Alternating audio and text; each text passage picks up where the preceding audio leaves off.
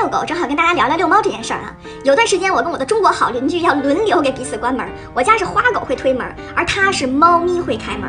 他的猫就是一只喜欢到外面遛弯的猫，喜欢到什么程度啊？就是到了遛弯的时间，即使主人不在家，它也要自己开门出去。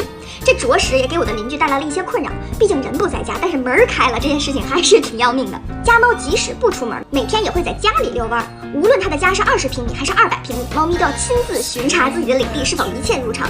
猫咪能对自己的领地熟悉到什么程度？这么跟你们说吧，即使有一天它看不见了，也仍然可以在熟悉的地盘里畅行无阻。但领地与生活范围对猫咪来说是两回事儿。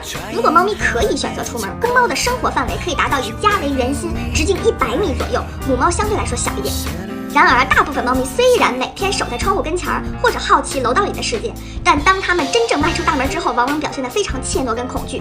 如果是这样，那硬带它们出门就有可能造成不必要的应激伤害了。